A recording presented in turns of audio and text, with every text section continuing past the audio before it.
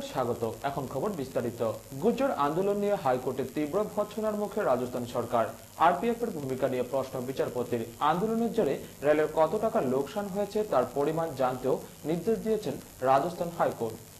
গুজ্জর আন্দোলন নিয়ে হাইকোর্টে তীব্র ভৎসনার মুখে রাজস্থান সরকার। আরপিএফ এর ভূমিকা নিয়ে প্রশ্ন বিচারপতির। সংরক্ষণ ইস্যুতে গুজ্জর আন্দোলন নিয়ে বৃহস্পতিবার রাজস্থান হাইকোর্টে শুনানি ছিল।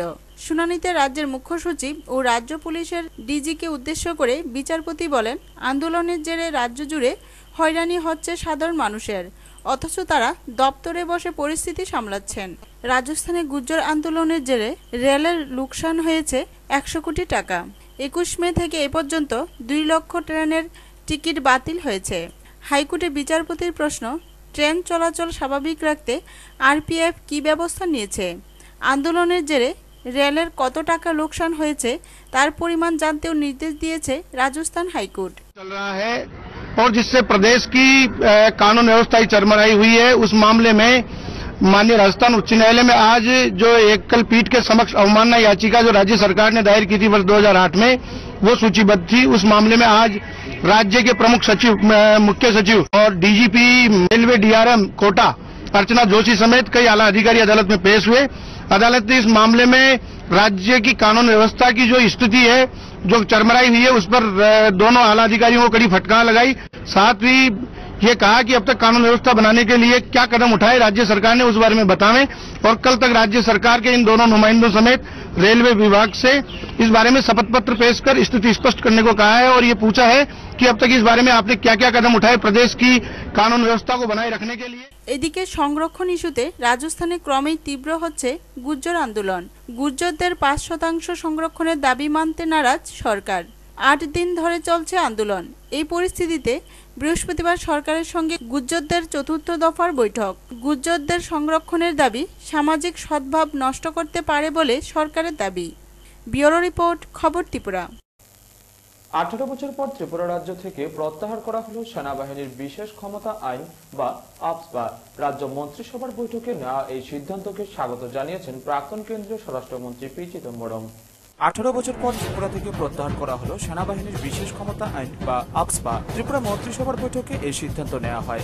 সন্ত্রাসবাদ যখন চরমে ঠিক সে সময় 1997 সালের 16 ফেব্রুয়ারি ত্রিপুরায় আপসপা প্রয়োগ করা হয়। এই আইন মোতাবেক শুট এট সাইট অর্থাৎ দেখা মাত্র গুলি, ওয়ারেন্ট ছাড়া যে কোনো জায়গায় তল্লাশি এবং যে কোনো কাউকে গ্রেফতারের বিশেষ অধিকার পায় সেনাবাহিনী। কিন্তু বিশেষজ্ঞদের একাংশের মতে সময়ের সঙ্গে সঙ্গে ত্রিপুরায় পরিস্থিতি পাল্টেছে। গত কয়েক বছরে বহু সন্ত্রাসবাদী আত্মসমর্পণ করেছে। 2 বিচ্ছিন্নতাবাদী সংগঠন এনএলএফটি এবং এটিটিএফ এর শক্তিও এখন ক্ষীণ। এই পরিস্থিতিতে দীর্ঘদিন ধরে আপসপাকে কালা কানুন আখ্যা দিয়ে এর প্রত্যাহারের দাবিতে সরব ছিল নানা দল। শেষ পর্যন্ত বৃহস্পতিবার আবেদনে সাড়া দিয়ে তা প্রত্যাহারের সিদ্ধান্ত নেয় বাম পরিচালিত ত্রিপুরা সরকার। মন্ত্রিসভার বৈঠকে একটা গুরুত্বপূর্ণ সিদ্ধান্ত আমরা গ্রহণ করি। 1997 এর 16 ফেব্রুয়ারি ত্রিপুরা ডিস্টার্বড এরিয়া অ্যাক্ট প্রমালগেটেড হয়, চালু হয়। মন্ত্রিসভা একমত হন যে আমাদের রাজ্যে এখন থেকে এই উপদ্রুত আইনটা আর চালু রাখার প্রয়োজন নেই। তাদের এই সিদ্ধান্তকে স্বাগত জানিয়েছে প্রাক্তন কেন্দ্রীয় স্বরাষ্ট্রমন্ত্রী পি চিদম্বরম। তিনি বলেছেন, আপসপা প্রত্যাহারের সিদ্ধান্ত মানবতার জয়। আপসপা প্রত্যাহারের সিদ্ধান্ত নিল সিপিএম সরকার, অথচ এর মধ্যেও মোদী সরকারের জয় দেখছে BJP. To lift the Armed Force Special Powers Act, and this particular decision by Tripura government is valid because the AFSPA in Tripura has been imposed by the Tripura government, state government. Wherever the decisions are taken by the Ministry of Home Affairs in consultation with the state governments, then the central government has to take a decision.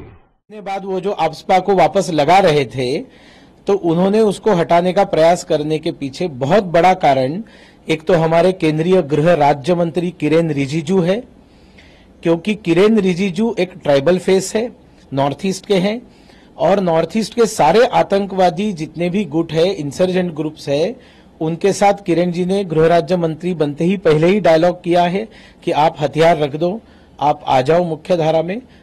तो ऐसा कोई मानने की जरूरत नहीं है कि ये माणिक सरकार की कोई जीत है। केंद्र सरकार बहुत बड़ी मदद कर रही है। জম্মু কাশ্মীর, মণিপুর, নাগাল্যান্ড এবং অরুণাচল প্রদেশের কিছু অংশেও আফস্পা জারি রয়েছে। ব্যুরো রিপোর্ট, খবর ত্রিপুরা। দেশের অন্যান্য রাজ্যের সাথে আগামী 27 জুন ত্রিপুরা রাজ্যের দুটি বিধানসভা আসনের উপনির্বাচনের দিন ধার্য করেছে ভারতের নির্বাচন কমিশন। আর রাজ্যের দুটি আসনের জন্য নিজেদের দলের প্রার্থীর নাম ঘোষণা করল বামফ্রন্ট কমিটি। দুই প্রার্থীর নাম ঘোষণা করেন রাজ্য বামফ্রন্টের চেয়ারম্যান খগেন দাস। দেশের অন্যান্য রাজ্যের সঙ্গে আগামী 27 জুন ত্রিপুরা রাজ্যের দুটি আসনের উপনির্বাচনের দিন ধার্য করেছে ভারতের নির্বাচন কমিশন। এই দুটি বিধানসভা আসন হল 13 প্রতাপগড় আসন ও 46 সুরমা বিধানসভা আসন। এই দুটি আসনই এসসি সংরক্ষিত। উপনির্বাচন উপলক্ষে বৃহস্পতিবার ত্রিপুরা রাজ্য বামফ্রন্ট কমিটি এই দুটি আসনের জন্য প্রার্থীর নাম ঘোষণা করে। এই দুজন প্রার্থী হলেন 13 প্রতাপগড় আসনের প্রার্থী রামু দাস ও 46 সুরমা আসনের প্রার্থী অঞ্জন দাস। ত্রিপুরা রাজ্য বামফ্রন্টের চেয়ারম্যান খগেন দাস এক সাংবাদিক সম্মেলনে এই দুটি নাম ঘোষণা করে। যে ভারতের নির্বাচন কমিশন অন্যান্য রাজ্যের সাথে ত্রিপুরা রাজ্য দুটো যে বিধানসভা কেন্দ্র আমাদের এখন দুইজন কমরেডের মৃত্যুতে খালি হয়েছে, সেখানে উপনির্বাচনের তারিখ ঘোষণা করেছে। আগামী 27শে জুন নির্বাচন অনুষ্ঠিত হবে। কেন্দ্র দুটো হল 13 প্রতাপগড় সংরক্ষিত আসন, তফসিলি সংরক্ষিত। প্রয়াত কমরেড অনিল সরকার দীর্ঘদিন এখানে প্রতিনিধিত্ব করেছেন। আর 46 সুরমা তফসিলি সংরক্ষিত আসন। সাংবাদিক সম্মেলনে এছাড়া উপস্থিত ছিলেন সিপিআইএম দলের ত্রিপুরা রাজ্য কমিটির সম্পাদক বিজন ধর সহ ফ্রন্টের অন্যান্য শরিক দলের নেতৃবৃন্দ। এই প্রসঙ্গে উল্লেখ্য 13 প্রতাপগড় কেন্দ্রের এমএলএ তথা প্রাক্তন মন্ত্রী অনিল সরকার ও 46 সুরমা আসনের এমএলএ তথা প্রাক্তন মন্ত্রী সুধীর দাসের মৃত্যুতে এই দুটি আসনে উপনির্বাচন অনুষ্ঠিত হচ্ছে। প্রয়াত কমরেড সুধীর দাস দীর্ঘদিন প্রতিনিধিত্ব করছেন। এই দুইজন আমাদের কমরেডের প্রয়াণের ফলে আমাদের এই বামফ্রন্টের মিটিং আমরা করেছি, তাতে সর্বসম্মত ক্রমে সিদ্ধান্ত হয়েছে 13 প্রতাপগড় তফসিলি সংরক্ষিত আসনে কমরেড রামু দাস, 46 সুরমা তফসিলি সংরক্ষিত কেন্দ্রে comrade Anjan Das. 27 June vote গ্রহণ এবং 30 জুন হবে ভোট গণনা। ব্যুরো রিপোর্ট, খবর ত্রিপুরা। আবারও নিয়ে নিচ্ছি ছোট্ট বিজ্ঞাপন বিরতি, সঙ্গে থাকুন।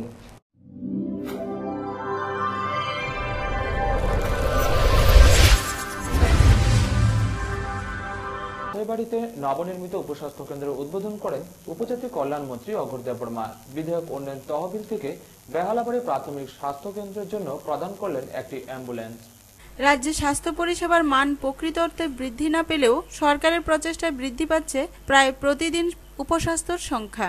বুধবার বিকেলে রাজ্যের উপজাতি কল্যাণ দপ্তরের মন্ত্রী অঘোর দেববর্মাকে দিয়ে উদ্বোধন করানো হলো পশ্চিম বাচাইবাড়িতে আরেকটি নতুন উপস্বাস্থ্য কেন্দ্রের। ওই দিন বিকেলে উপস্বাস্থ্য কেন্দ্র উদ্বোধনের অনুষ্ঠানে মন্ত্রী ছাড়া উপস্থিত ছিলেন স্থানীয় এমডিসি গুরুপদ দেববর্মা, খোয়াই মহকুমা শাসক ডক্টর সমিত রায় চৌধুরী এবং ভিলেজ চেয়ারম্যান মলিনা দেববর্মা। মন্ত্রী অঘোর দেববর্মা নতুন উপস্বাস্থ্য কেন্দ্রের শুভ উদ্বোধন করে এক ঝলক পরিদর্শন করেন স্বাস্থ্য কেন্দ্রের কক্ষগুলি। অন্যদিকে বুধবারই বেহালাবাড়ি প্রাথমিক স্বাস্থ্য কেন্দ্রে আয়োজিত এক অনুষ্ঠানে বিধায়ক উন্নয়ন তহবিল থেকে রোগীদের সেবায় মন্ত্রী অঘোর দেববর্মা তুলে দেন একটি অ্যাম্বুলেন্স গাড়ি।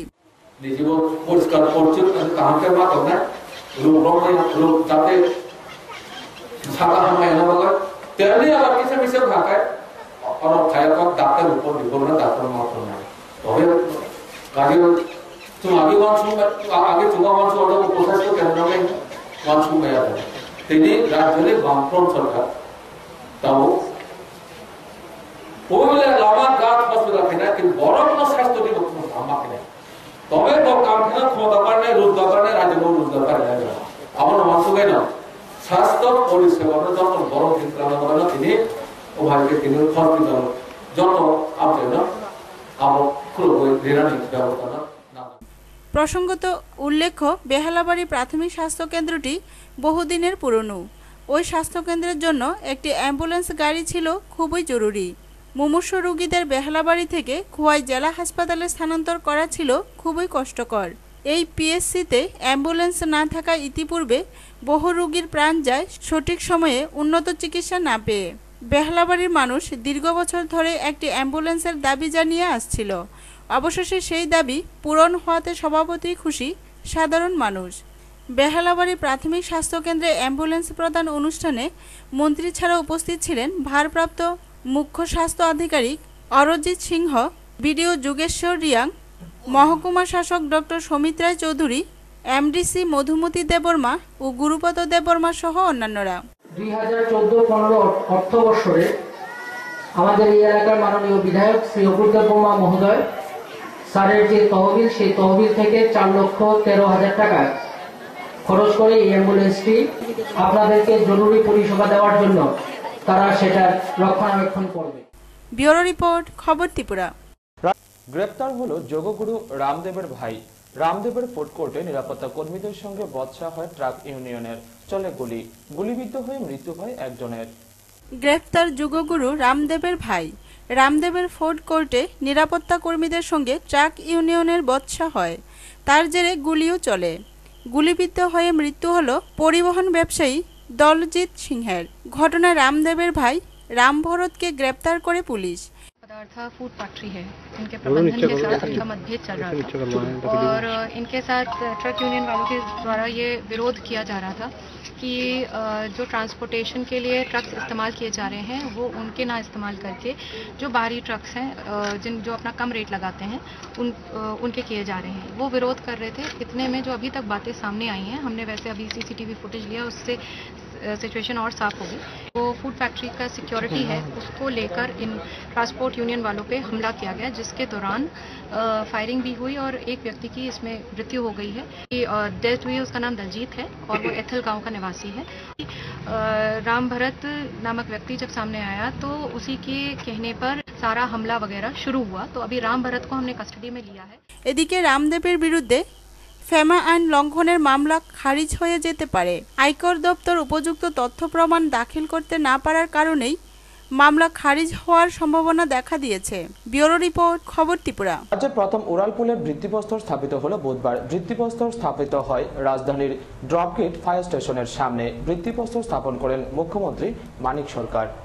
শিলান্যাস হলো স্বপ্নের ওরাল পুলের। ড্রপগেট থেকে ফায়ার সার্ভিস স্টেশন পর্যন্ত রাজ্যের প্রথম ওরাল পুলের শিলান্যাস করলেন মুখ্যমন্ত্রী মানিক সরকার। তৈরি হতে সময় লাগবে 30 মাস। উত্তর পূর্বাঞ্চলের রাজ্যগুলোর মধ্যে ত্রিপুরা দ্বিতীয়, যেখানে ওরাল পুলের কাজ শুরু হলো। গুয়াহাটির পর আগরতলা। খরচ হবে প্রায় 250 কোটি টাকা। সব টাকাই দেবে রাজ্য সরকার।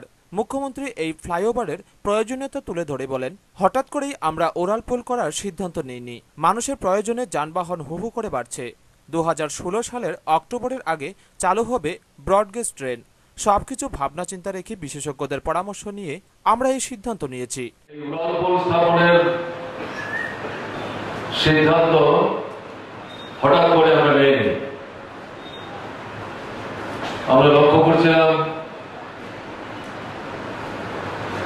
আমাদের রাজ্যের লোক সংখ্যা ধারাবাহিকভাবে বাড়ছে, যানবাহনের সংখ্যা বাড়ছে। এর রিজার্ভ, পুলিশ রিজার্ভ, এখান থেকে ফায়ার সার্ভিস চৌমুনি পর্যন্ত একটা উড়াল পুলের ব্যবস্থা করা, গুণ এবং মানের দিক থেকে এটা যাতে উচ্চ মানের হয়। আগরতলা শহর তাকে সাজাবার প্রাথমিক লক্ষ্য নিয়ে যদিও আমরা উড়াল পুল করছি না, কিন্তু আমরা যেহেতু উড়াল পুল করছি এটা যাতে আগরতলা শহরের শোভা বর্ধনের ক্ষেত্রে সহায়ক হয়, এটা তারা যাতে মাথায় রাখেন। দ্বিতীয়ত যেটা আমরা বলবো, 30 মাসের মধ্যে এই নির্মাণ কাজ সম্পাদন করতে হবে। প্রাথমিক কাজ শুরুর জন্য রাজ্য সরকার 50 কোটি টাকা বরাদ্দ করেছে। একই সঙ্গে কাজ হবে আস্তাবলের কাটাখালের উপর দ্বিতীয় সেতুর দুটো কাজই করবে নাগার্জুন কনস্ট্রাকশন। ব্যুরো রিপোর্ট, খবর ত্রিপুরা। পথের উপরে সাত সকালে এক যুবকের মৃতদেহ পড়ে থাকার ঘটনায় চাঞ্চল্য ছড়িয়েছে এলাকায়। ঘটনা বিশালগড় থানাধীন মধ্য ব্রজপুর এলাকায়। ঘটনার তদন্ত করছে পুলিশ। সাত সকালে এক যুবকের মৃতদেহ পথে পড়ে থাকতে দেখে এলাকায় ব্যাপক চাঞ্চল্য বিরাজ করছে। ঘটনা বিশালগড় থানাধীন মধ্য ব্রজপুর এলাকায়। ঘটনার বিবরণে প্রকাশ, বৃহস্পতিবার ভোর 5টা নাগাদ এলাকারই এক রাবার বাগানের কর্মী বাগানের কষ তোলার উদ্দেশ্যে যেতেই দেখতে পায় বাগানের ধারে রক্তাক্ত অবস্থায় একটি যুবক পড়ে রয়েছে। তার চিৎকারে ছুটে আসে এলাকার লোকজন, ছুটে আসে বাড়ির লোকজনও। এসে দেখে মধ্য ব্রজপুর পঞ্চায়েতের অন্তর্গত 6 নং ওয়ার্ডের মেম্বার গীতা সরকারের ছেলে সুমন সরকার। মুহূর্তে জড়ো হয় এলাকার প্রায় 2 শতাধিক মানুষ। খবর পেয়ে ছুটে আসে পুলিশ সুপারিনটেন্ডেন্ট প্রদীপ দেব সহ বিশালগড় থানার বিশাল পুলিশ বাহিনী। মৃত সুমনের মা গীতা সরকারের অভিযোগ, তাকে খুন করা হয়েছে। সে বিশালগড়ের ত্রিপুরা সুন্দরী মোবাইল দোকানের কাজ ছেড়ে বাড়ি ফেরার পথে তাকে পরিকল্পিতভাবে খুন করা হয়েছে।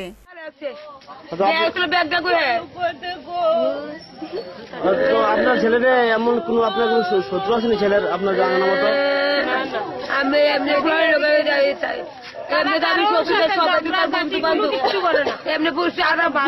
গ্রাম দিয়ে কারোর ঝগড়া করে বা একটা কারোর বাইরে খায়, তো আমি শত্রু দেব করতে। গোপন সূত্রের খবরের ভিত্তিতে জানা গেছে, মেয়ে সংক্রান্ত ঘটনার জেরেই সুমনের রহস্যজনক মৃত্যু হয়েছে। কর্মসূত্রে সে চরিলামের মামার বাড়িতে থাকতো, মাঝে মধ্যে নিজ গ্রামে আসতো। নিজের বাড়ির পাশেই এক মেয়ের সঙ্গে তার প্রণয় সম্পর্ক ছিল বলে জানা গেছে। বুধবার রাতে সে মেয়ের বাড়ির পাশের রাবার বাগানে মেয়ের সঙ্গে দেখা করেছিল বলে সূত্রের খবর। রাবার বাগানে তাদের চিহ্নও পেয়েছে পুলিশ। ছেলের দুটো জুতো বাগান থেকে উদ্ধার করেছে পুলিশ। তবে বাগান হয়ে জলাশয় পেরিয়ে অন্য রাবার বাগান সংলগ্ন পথের ধারে সুমনের মৃতদেহ দেখে দ্বন্দ্বে রয়েছে পুলিশ। এসেছিল পারপাস থাকতে পারে, যত সার্কামস্টেন্স মনে করছে যে এখানে ছুট দৌড়ানির পরিপ্রেক্ষিতে সেও দৌড়ছে ওইদিকে, পড়ে মারা গেছে। এটা আপাতত মনে হয়, বাকিটা তো পোস্টমর্টেম এক্সামিনেশন না হচ্ছে, বুঝা যাবে না। সবার স্যার আপাতত কি কারোর নামে মামলা হবে? সেটা তো ওরা কমপ্লেন করবে, তারা যদি কমপ্লেন করে, কিন্তু আমাদের তো সেরকম কিছু মনে হচ্ছে।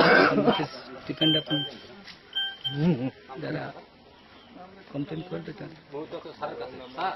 সকালে আমরা ঘুমোই যে একটা লোকের যখন গাছ কাটা যায় তখন দেখে সেটা খবর গেছে যে এমন করে রয়েছে। কি নাম?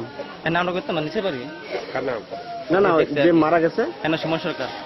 সুমন সরকার তোমার বন্ধু বান্ধব? আমার ভাই, কাকাতো ভাই।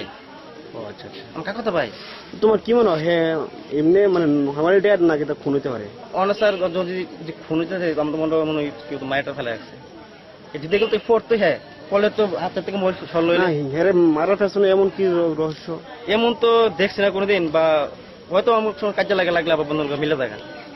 হ্যাঁ এমনি কি করতো? হ্যাঁ কোনো মোবাইল দোকান থাকে আর কি, কাজটাজ করে বিশালগড়। নাম কি দোকানে? দোকান আমাকে মিটন তো বলতে পারছি যে ইয়ে আছে না ওসময় দোকানটা, দোকানটা। পুলিশ মৃতদেহটি উদ্ধার করে বিশালগড় মহকুমা হাসপাতালে পাঠায় ময়নাতদন্তের জন্য। ব্যুরো রিপোর্ট, খবর ত্রিপুরা। কেন্দ্রের এনডিএ সরকারের বিভিন্ন জনবিরোধী নীতির প্রতিবাদে শান্তির বাজার মহকুমাধীন বীরচন্দ্র মনু এলাকায় এক বিক্ষোভ মিছিল ও পথসভা সংগঠিত করল সিআইটিও কর্মী সমর্থকরা। সভায় সভাপতিত্ব করেন সিপিএম বিভাগীয় কমিটির সদস্য জওহরলাল দেবনাথ। সিআইটিইউ এর উদ্যোগে শান্তিরবাজার মহকুমাধীন বীরচন্দ্র মনু এলাকায় এক বিক্ষোভ মিছিল সংগঠিত হয়। এই মিছিলে রাবার শ্রমিক এবং মোটর শ্রমিকদের অংশগ্রহণ করতে দেখা যায়। এই মিছিলটি Birchandra Manu CPIM party office থেকে শুরু করে সম্পূর্ণ বাজার এলাকা পরিক্রমা করে পুনরায় সেই স্থানে এক পথসভায় মিলিত হয়। এই সভার সভাপতিত্ব করেন সিপিএম বিভাগীয় কমিটির সদস্য জওহরলাল দেবনাথ। উপস্থিত ছিলেন ডিওয়াইএফ এর অঞ্চল সম্পাদক শম্ভু দেবনাথ সহ অন্যান্যরা। পথসভায় বক্তারা তাদের ভাষণে তীব্র নিন্দা করেন কেন্দ্রের এনডিএ সরকারের। কর্মসূচির মাধ্যমে বিরাটিবাদ করার এক বলা খাওয়ার সন্তান ছিল, তাকে সংগঠিত করেছে, শুরু করেছে বিভিন্ন লাভজনক সংস্থাগুলিকে বেসরকারীকরণ, বিদেশিদের হাতে দেওয়া। এমনকি রাবারজাত শিল্প যেটার উপর নির্ভর করে ত্রিপুরার অধিকাংশ মানুষ জীবন জীবিকা রক্ষা করছে, সেই রাবারজাত শিল্পে আমরা দেখছি নরেন্দ্র মোদী সরকার ক্ষমতা আসার আগে যে রাবারের দাম ছিল, সেই রাবারের বাজারজাত দাম এখন থেকে নেমে এসেছে। সভা শেষে নরেন্দ্র মোদীর কুশপুত্তলিকা জ্বালিয়ে ক্ষোভ প্রকাশ করেন CITU কর্মী সমর্থকরা। ব্যুরো রিপোর্ট, খবর ত্রিপুরা। এনকেফেলাইটিস রোগ থেকে মুক্ত রাখতে 1 থেকে 15 বছর বয়সের শিশুদের জাতীয় স্বাস্থ্য মিশন ত্রিপুরা স্বাস্থ্য ও পরিবার কল্যাণ দপ্তরের উদ্যোগে বিনামূল্যে টিকাকরণ কর্মসূচি অনুষ্ঠিত হচ্ছে রাজ্যে। বৃহস্পতিবার এই টিকাকরণ কর্মসূচি অনুষ্ঠিত হলো সোনামুড়া মহকুমার সোনাপুরে। জাতীয় স্বাস্থ্য মিশন ত্রিপুরা স্বাস্থ্য ও পরিবার কল্যাণ দপ্তরের উদ্যোগে রাজ্যের বিভিন্ন স্থানে চলছে 1 থেকে 15 বছর বয়সের শিশুদের মধ্যে জাপানি এনকেফেলাইটিস রোগের বিনামূল্যে টিকাকরণ। টিকাকরণ চলছে বিভিন্ন স্কুল, অঙ্গনওয়াড়ি সহ গ্রাম পঞ্চায়েতগুলিতে। বৃহস্পতিবার এমনই একটি টিকাকরণ কর্মসূচি অনুষ্ঠিত হয় সোনামুড়া মহকুমার সোনাপুর গ্রামে। সোনাপুর দ্বাদশ শ্রেণী বিদ্যালয়, সোনাপুর আহমেদিয়া ইসলামিয়া সিনিয়র মাদ্রাসা ও 6টি অঙ্গনওয়াড়িতে এদিন অনুষ্ঠিত হয় এই টিকাকরণ কর্মসূচি। তাছাড়া গ্রামের অন্যান্য শিশুদেরও করা হয় এই টিকাকরণ। স্বাস্থ্য দপ্তরের কর্মীরা স্কুল, মাদ্রাসা ছাত্রছাত্রীদের এই টিকা প্রদান করে। এদিনের এই টিকাকরণ কর্মসূচিতে বিদ্যালয়ের শিক্ষক শিক্ষিকারাও যথেষ্ট সহযোগিতা করেন। আগামী 4 জুন পর্যন্ত এই টিকাকরণ চলবে বলে জানান সোনাপুর গ্রাম পঞ্চায়েতের প্রধান রফিকুল ইসলাম। তাছাড়াও বাড়ি বাড়ি গিয়েও এই টিকাকরণ করবে বলেও জানান তিনি। সোনাপুর দ্বাদশ শ্রেণী বিদ্যালয়, প্রাইমারি এবং সোনাপুর সিনিয়র মাদ্রাসা, সোনাপুর অঙ্গনওয়াড়ি সেন্টার আছে 6টি, সমস্ত স্থানে আজকে এই প্রোগ্রামটা এটা হয়েছে। সবগুলোতে 1 থেকে 15 বছরের বাচ্চা জাপানে টিকা দেওয়া হইতেছে। এটা ত্রিপুরা সরকারের উদ্যোগে এটা ইত্যান হয়েছে এবং গতকালকে এটা আমার সারা সোনাপুর ইত্যান এটা মার্কিং করা হয়েছে। যার জন্য আজকে স্কুলে যত স্টুডেন্ট বা অঙ্গনওয়াড়ির স্টুডেন্ট আর মাদ্রাসা স্টুডেন্ট, এর বাইরেও কিছু আমরা পঞ্চায়েতে দেওয়ার ব্যবস্থা করছি যারা স্কুল পড়ে না। থাকবো এটা 1 থেকে এটা 5 তারিখ 4 তারিখ অবধি 1 থেকে 15 বছর সবাই এই টিকাটা হতে পারবে। এটার জন্য আমরা পঞ্চায়েত থেকে যথেষ্ট সাহায্য করবো এবং আমাদেরকেও এই যে স্বাস্থ্যকর্মীরা আছে তারও এটা যথেষ্ট। আজকে এই সোনাপুরে 5-6টা টিম ঘুরে ঘুরে কিন্তু এই টিকাকরণ করতে আছে। আবার যে শিশুগুলো বা যে বাচ্চাগুলো বাকি বাদ থাকবে এটা তারাও পরের দিন এটা বা 4 তারিখ অবধি এটা লওয়া যাবে টিকা।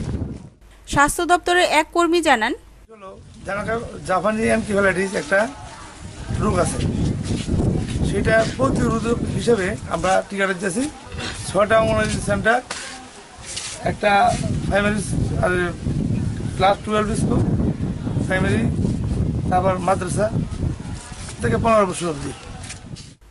এই দিনের টিকাকরণকে কেন্দ্র করে বিদ্যালয় ও মাদ্রাসা ছাত্রছাত্রীদের মধ্যে উৎসাহ লক্ষ্য করা যায়। সুকান্ত বর্মনের রিপোর্ট, খবর ত্রিপুরা। আগামী 29 মে থেকে ধর্মনগর পুর পরিষদের উদ্যোগে ধর্মনগর টাউন হলে শুরু হচ্ছে নাট্য উৎসব 2015। চলবে 5 দিন ব্যাপী। এতে অংশ নেবে 11টি নাট্যদল বলে জানান পুর পরিষদের চেয়ারপারসন রত্না মাহিষ্য দাস। ধর্মনগর নগর পঞ্চায়েত থেকে পুর পরিষদে উন্নীত হবার পর প্রথমবার নাট্য উৎসবের আয়োজন করতে চলেছে। আগামী 29 মে থেকে ধর্মনগর টাউন হলে শুরু হবে নাট্য উৎসব 2015। পুর পরিষদের চেয়ারপারসন রত্না মাহিষ্য দাস জানান, এবছর মোট 11টি নাট্যদল অংশ নিচ্ছে এবং 5 দিনব্যাপী এই উৎসব চলবে। ক্লাসিক কালচারাল ইউনিটের পরিবেশিত নাটক দিয়ে উৎসবের সমাপ্তি হবে বলে চেয়ারপারসন জানায়। মূলত আমাদের 5 দিনের ধর্মনগর পুরসভার আয়োজিত নাট্য উৎসব, আমরা এখান থেকে আমাদের ধর্মনগরে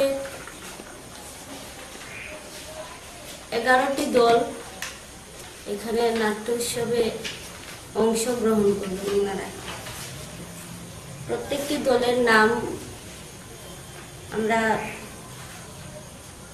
প্রথম থেকে 27 তারিখ থেকে যেটা শুরু হবে পঞ্চম বৈদিক, এটা প্রথম দিন শুরু হবে 27 তারিখ এবং 31 তারিখ আমাদের শ্রুতি নাট্য এবং ক্লাসিক লাস্ট সপ্তম মানে লাস্ট যেটা সমাপ্তি দিন। পুর পরিষদের ভাইস চেয়ারম্যান স্বপন চন্দ্র জানান, ধর্মনগর সাংস্কৃতিক শহর, কিন্তু নাটকের ক্ষেত্রে দর্শকের চাহিদা তেমন নেই। বিভিন্ন নাট্যদলগুলো চেষ্টা করেও অনেক কিছুর অভাবে এগুতে পারছে না, তাই পুর পরিষদ এ ব্যাপারে এগিয়ে এসেছে। ব্যুরো রিপোর্ট, খবর ত্রিপুরা। কাঠালিয়া এগ্রি সেক্টর এলাকায় বাগিচা চাষিদের সাথে ফটি দপ্তরের সমন্বয়ের অভাবে আমরাপলি চাষিদের মধ্যে বাড়ছে ক্ষোভ। অপরদিকে নানা কারণে আশানুরূপ হচ্ছে না উৎপাদন। কাঠালিয়া এগ্রি সেক্টর এলাকায় বাগিচা চাষিদের সাথে ফটি দপ্তরের সমন্বয়ের অভাবে আম্রপলি চাষিদের মধ্যে ক্ষোভ বাড়ছে। অপরদিকে নানা কারণে উৎপাদন আশানুরূপ হচ্ছে না। ঘটনা সেক্টর এলাকার কালীকৃষ্ণনগর পঞ্চায়েতের হিম্মতপুর গ্রামে 2007-08 অর্থ বছরে কৃষি দপ্তরের আর্থিক সহযোগিতায় টেকনোলজি মিশন প্রকল্পে হিম্মতপুর গ্রামের কান্তি সরকারের পতিত সমতল টিলাভূমিতে আম্রপলির বাগান গড়ে তোলা শুরু হয়। এতে ব্যয় হয় দপ্তরের 1 লক্ষ টাকা। কান্তি সরকার অতি দক্ষতার সাথে পরবর্তী সময়তে ধীরে ধীরে শ্রম এবং নিজ খরচে গাছগুলিকে সন্তানের মতো যত্ন করে ফলনশীল করে তুলতে সক্ষম হয়। বর্তমানে বাগানে 500 নানা প্রজাতির গাছ রয়েছে। গত 4-5 বছর ধরে এলাকার বিভিন্ন বাজারগুলিতে আম এবং সায়ন বিক্রি করে কান্তিবাবু বেশ লাভবান। তবে কান্তিবাবুর অভিযোগ, প্রথম দিকে যেভাবে ফটি দপ্তর ও কৃষি দপ্তর সহযোগিতায় এগিয়ে এসেছিল, এখন কেউ খবর রাখেন না। সোনামুড়া ফটি দপ্তরের আধিকারিক কথা দিয়েছিল শুখা মরশুমের সেচ সম্প্রসারণের জন্য সাবমার্জিবল NMMI প্রকল্পের মাধ্যমে বাগানে বসানো হবে, কিন্তু কথা রাখেননি। গত বছর শুখা মরশুমে সেচের জলের অভাবে আমের মুকুল প্রায় 70% নষ্ট হয়ে গেছে। এখন ফল চাষি কান্তি সরকারের দাবি, ফটি দপ্তর যেন এই ফলের বাগানটি রক্ষা করার জন্য একটু সহযোগিতা করেন।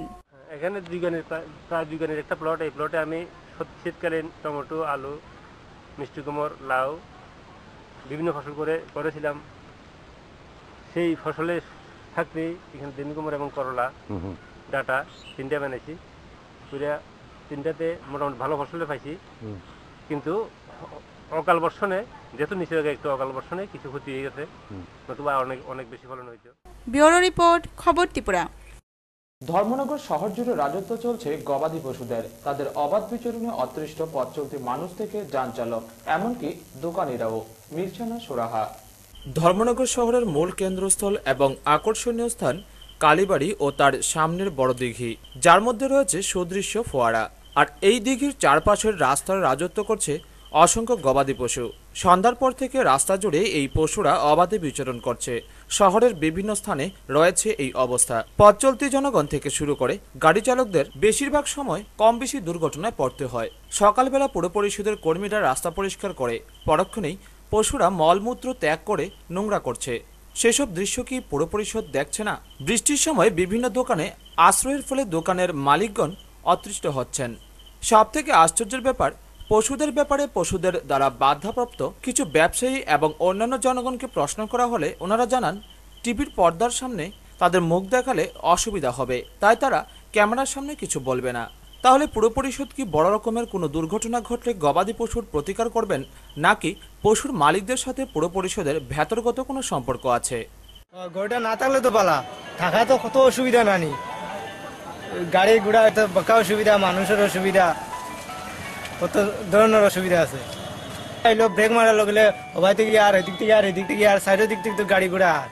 এই গরুগুলো, এই যে গবাদি পশুগুলো, ডোমেস্টিক অ্যানিমেলগুলোতে দাঁড়াইছে, বইয়া রয়েছে রাস্তার মধ্যে। শুধু এখানে না, ধর্মনগরের প্রতিটা জায়গার মধ্যেই দেখা যায়। মায়া সিনেমা হল, বলাঘাট সামনে সব জায়গাতেই দেখা যায় যে এইটি তার মালিককে এইটির তদন্ত করার লেগে মানে কেউ কোনোদিন কোনো আওয়াজ করে না। ঠিক আছে, এই গরুগুলার লেগে অনেক দিন অনেক ধরনের অ্যাক্সিডেন্ট হয়, কেউ কোনো এটা লইয়া কোনো ধরনের কোনো কথা হয় না। কে দেখে এটি, কে দেখার অধিকার রাখে এবং কার দেখার পাওয়ার আছে এটাও আমরা জানি না। আমরা অনেক সময় বাইক লইয়া বাইরেই গরুর লেগে আমরা দাঁড়াইয়া ব্রেক করে দাঁড়াইতে লাগে। একজন সাইকেল লইয়া যার বাজারের মুখ দিয়া টুকটুকরে গেলায়, কিন্তু গরুটিরে দেখে না। আর এমন একটা জায়গা, এখানের মধ্যে 3টা পয়েন্ট, হ্যাঁ 3টা রাস্তা, 2টা স্কুল আছে সামনে, কিন্তু সবসময় 24 আওয়ার দেখা যায় যে এখানের মধ্যে মানে গরু, ছাগল এগুলার বাসা, মানে এটা অঘোষিত একটা বাসার মতন হয়ে গেছে এখন। ব্যুরো রিপোর্ট, খবর ত্রিপুরা। দলের সাংগঠনিক পরিকাঠামো শক্তিশালী করার লক্ষ্যে শান্তির বাজারে অনুষ্ঠিত হলো বিজেপির জেলাভিত্তিক এক কর্মশালা। কর্মশালায় উপস্থিত ছিলেন দলের কেন্দ্রীয় পর্যবেক্ষক বিপ্লব দেব সহ অন্যান্য নেতৃত্বরা। জেলাভিত্তিক ভারতীয় জনতা পার্টির 8 থেকে 10 জন কর্মকর্তাদের নিয়ে শান্তির বাজার কমিউনিটি হলে এক কর্মশালা অনুষ্ঠিত হয়। এই কর্মশালার মূল লক্ষ্য ছিল বিজেপি দলের সাংগঠনিক পরিকাঠামো শক্তিশালী করা। কর্মশালায় উপস্থিত ছিলেন কেন্দ্রীয় পর্যবেক্ষক বিপ্লব দেব, রাজা সাহা, তাপস মজুমদার, সহসভাপতি পরীক্ষিত দেববর্মা, সাধারণ সম্পাদক শ্যামলাল দেবনাথ, বিভাগীয় সংগঠন মন্ত্রী তাপস ভট্টাচার্য সহ অন্যান্যরা। ভারতীয় জনতা পার্টি ও পার্টি কার্যকর্তাদের নিচে থেকে উপর পর্যন্ত উঠা আর্থিকভাবে ওদের সফল করে নাকি পার্টির জন্য প্রশাসনের ঠান্ডা নিয়ে ঘোরার জন্য বলে, তাহলে আপনার সামনে আমি এখানে দাঁড়াতে পারতাম না। যদি ঠান্ডা উঠিয়ে আমাকে ঘুরতে হতো তাহলে ভারতীয় জনতা পার্টি আমাকে দিল্লি থেকে ত্রিপুরা কেন্দ্রীয় প্রভারী করে না পাঠাতেন। আপনারা পত্র পত্রিকা শুনেছেন, কিন্তু সত্যি কথা আমি চপ্পল পরেই ত্রিপুরা থেকে গিয়েছি। আমার বাবা কোনো জমিদার ছিলেন না ত্রিপুরা। এছাড়াও এই কর্মশালায় সভাপতিত্ব করেন নারায়ণ চন্দ্র দে। ব্যুরো রিপোর্ট, খবর ত্রিপুরা। খবর শেষ করার আগে আবারও দেখে নিচ্ছি খবর শিরোনাম। খবর শিরোনাম নিবেদন করছে Philips তাই লাইফ সুপারহিট।